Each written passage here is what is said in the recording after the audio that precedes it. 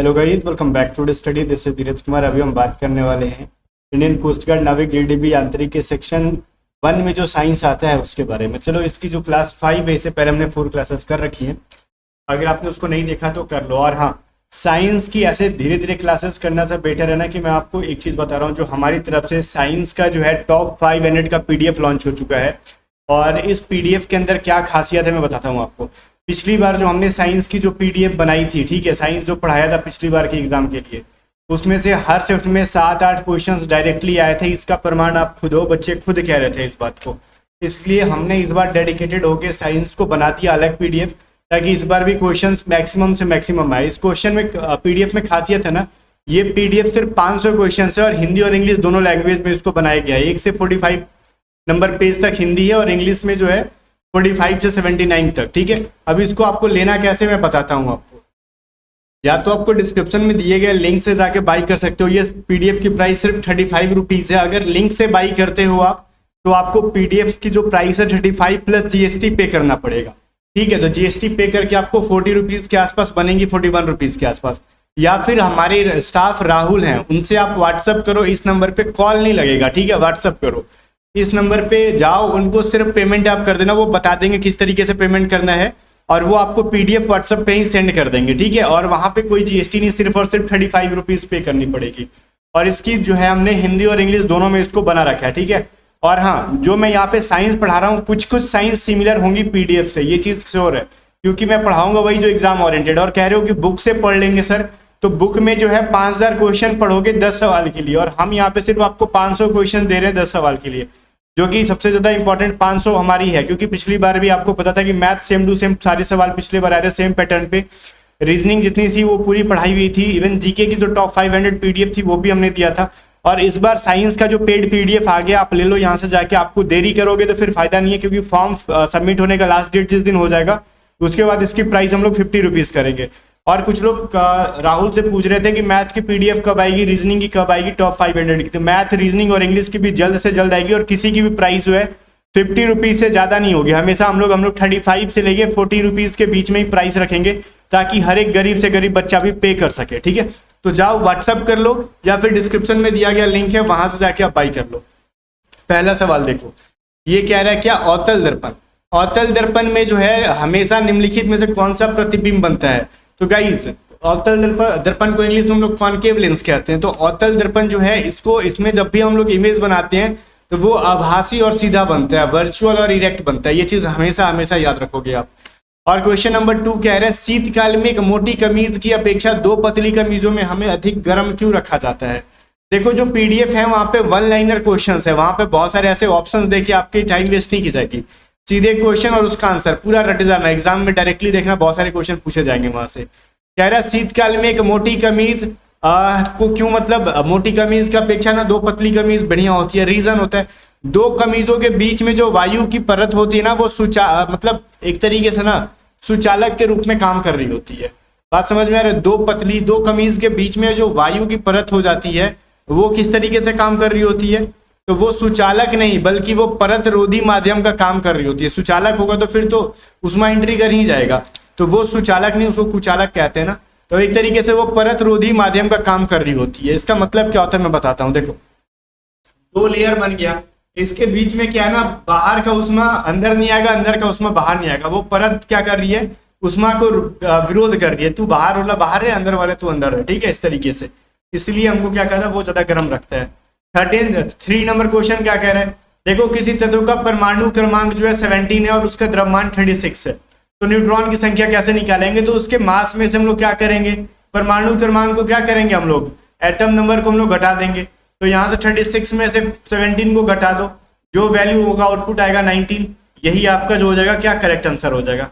बात समझ में आ गया। तो यस सर। अभी देखो, कह रहा है किसी परमाणु के रासायनिक व्यवहार निर्भर करता है किस चीज पर। परमाणु का रासायनिक व्यवहार किस चीज पर करता है। तो देखो, कोई परमाणु है तो इसके अंदर इलेक्ट्रॉन, प्रोटॉन, न्यूट्रॉन होते हैं। तो बीच में प्रोटॉन और न्यूट्रॉन चुपचाप बैठे रहते हैं, प्रोटॉन और न्यूट्रॉन न्यूक्लियस में। इलेक्ट्रॉन चारों तरफ जो बाहर घूम रहा होता है। तो इलेक्ट्रॉन जो ये जो घुमक्कड़ है ना, तो ये जो घूम रहा है, इसी के संख्या पर पता चलता है कि इसका रासायनिक व्यवहार क्या होगा। The number of the electrons revolving around the nucleus, इसी से समझ में आता है अपने को। चलो, परमाणु न्यूक्लियस बने होते हैं किस चीज से, अभी जस्ट मैंने बोला।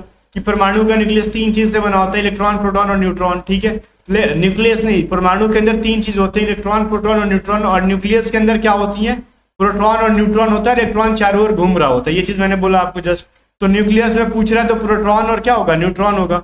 देखो प्रोटॉन और न्यूट्रॉन कहाँ पे है, 5th नंबर ऑप्शन में, सॉरी डी नंबर ऑप्शन में है, 5th का डी नंबर में।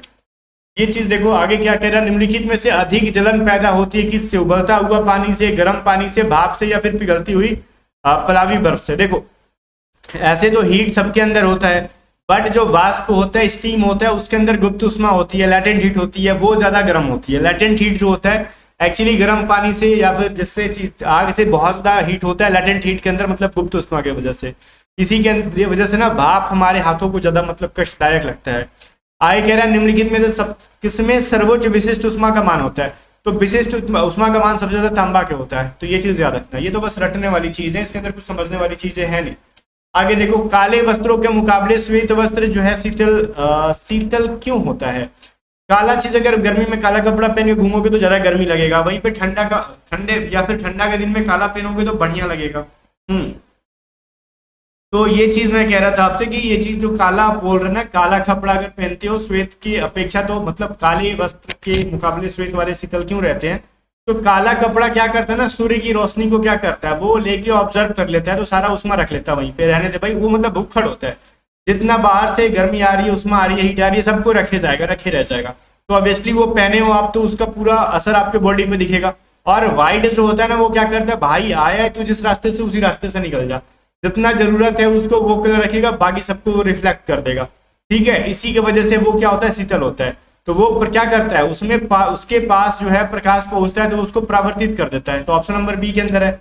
ऑब्वियसली समझ में आ रहा होगा, ऑप्शन नंबर बी जो है इसका करेक्ट आंसर हो जाएगा 8 का। आगे देखते हैं अगला चीज क्या है।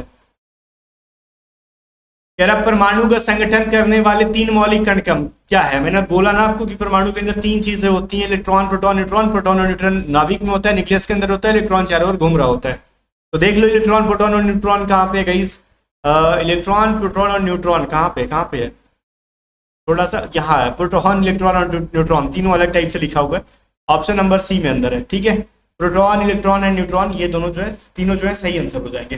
तांबा किसके द्वारा शुद्ध किया जाता है, तांबा को जो है ना प्यूरिफाइड किया जाता है किसके द्वारा, तो विद्युत अपघटन के द्वारा। ये चीज याद रखना, ऑक्सीकरण, तपाने या फिर मंडल परिष्करण के द्वारा नहीं, सर्कल फिनिशिंग के द्वारा नहीं, इसको ना इलेक्ट्रोलाइसिस के द्वारा ठीक किया जाता है, प्यूरिफाई किया जाता है। 11th है, लोहे की जंग लगने के लिए किसकी आवश्यकता होती है।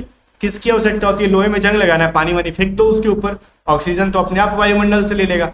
तो ऑक्सीजन और जल ये दोनों मिलकर उसको जंग लगा के बर्बाद कर देते हैं। ठीक है, तो ये चीज है oxygen and water. Option number B के अंदर करेक्ट आंसर है आपका। क्वेश्चन नंबर 12 में देखो, कह रहा है लेंस की जो है पावर किसमें मेजर करते हैं। लेंस की क्षमता है वो किसमें हम लोग मात्रक, लेंस की क्षमता का मात्रक क्या होता है, डायप्टर होता है जनाब, डायप्टर।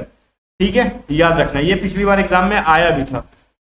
आगे कौन सा संगठन जो है लुप्त प्रजातियों के लिए रेड लिस्ट जारी करता है। देखो रेड लिस्ट जारी होता है ना, जो चीजें लुप्त हो रही हैं फिलहाल हमारे इन्वायरमेंट से, वातावरण से, हमारे मतलब एक तरीके से जीवमंडल से।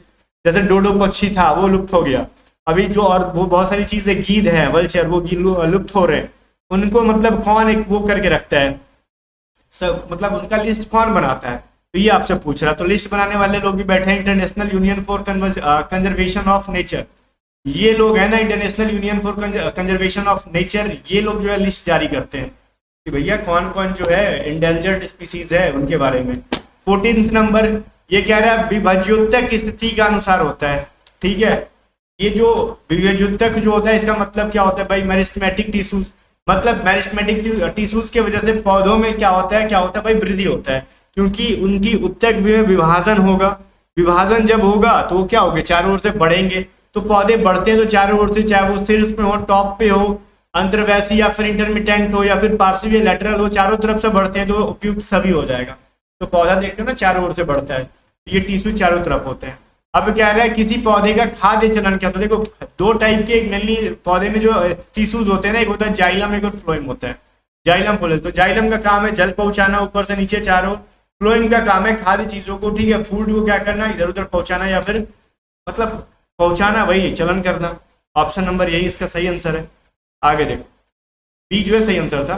निम्नलिखित में से कौन सा कवकनाशी है। जैसे क्या होता है, कीड़ों को फसलों से मारने के लिए डीडीटी का छिड़काव कर देते हैं, कवकों को मारना है तो कैसे करोगे, बर्डेक्स मिश्रण कर दोगे यूज, बर्डेक्स ब्लेंड का यूज करके आप क्या कर सकते हो, फंजाई को, फंजाइसाइड कहते हैं उसको, फंजाई को खत्म कर सकते हो, ठीक है ना। तो ये जो इसका करेक्ट आंसर है। आगे देखो 17 नंबर क्वेश्चन कह रहा है, बहुत अच्छा क्वेश्चन है, पढ़ो इसको। कह रहा निम्नलिखित में से कौन सा लौह अयस्क है, लोहे का अयस्क कौन सा है, बॉक्साइट, मैग्नेटाइट, लिग्नेटाइट और नाइट्राइट। बोलोगे सर बॉक्साइट हमने सुना, ये किसका होता है, कैसे, एल्यूमिनियम का। तो फिलहाल लोहे का कौन सा होता है, मैग्नाइट या फिर मैग्नेटाइट या फिर लिग्नाइट या फिर नाइट्राइट, अब बचा इन्हीं में से कोई एक ना एक चुन लो आप। तो ये होता है मैग्नेटाइट ही होता है, ठीक है। आगे देखो अभी लिग्नाइट के बारे में सोच रहे हो कि लिग्नाइट क्या होता है, तो मैं वो भी कंफ्यूजन दूर कर देता हूँ। देखो निम्नलिखित में से भूरा कोयला कौन सा होता है, लिग्नाइट होता है, ठीक है भाई, जो भूरा कोयला है वो लिग्नाइट है। आगे देखो पदार्थ, उसमें कार्बन की मात्रा कम होती है। पदार्थ की चौथी अवस्था कौन सी होती है, तो देखो एक होता है सॉलिड, एक होता है लिक्विड, एक होता है गैस। ये 3 अवस्थाएं हो गए, मेनली 3 स्टेट्स हो गए, ठीक है। ये 3 स्टेट्स, वो मूवी के बारे में बात नहीं कर रहे हैं, बेहुदा एक्टर का, एक बेहुदा एक्टर है उसकी जो 3 स्टेट्स है उसके बारे में बात नहीं कर रहे हैं हम लोग बात कर रहे हैं यहाँ पे पदार्थ की चौथी अवस्था के बारे में। तो पदार्थ की चौथी अवस्था प्लाज्मा है, ठीक है, ये 4th स्टेट है उसका। आगे कह रहा है 20 नंबर है, पदार्थ की 5वीं अवस्था कौन सी है, जो 5th स्टेट के बारे में बात कर रहे हैं, स्टेट के बारे में, ये है बोस आइंस्टाइन कंडेंसेट, ठीक है। बोस आइंस्टाइन कंडेंसेट, ये जो है पदार्थ की 5वीं अवस्था है, क्लियर है। तो ये सारी चीजें गई, ज्यादा फिर से एक बार याद दिला दूं, इसका जो है आपको या तो डिस्क्रिप्शन में दिए गए लिंक से टॉप 500 चूज बाई कर लो, या फिर जो आपको व्हाट्सअप नंबर दिया गया था 7279047787, वहां से व्हाट्सअप करके आप बाई कर लो। मिलते हैं नेक्स्ट में, तब तक के लिए बाय। और इस पीडीएफ से बहुत सारे क्वेश्चंस आपके एग्जाम में आने वाले हैं।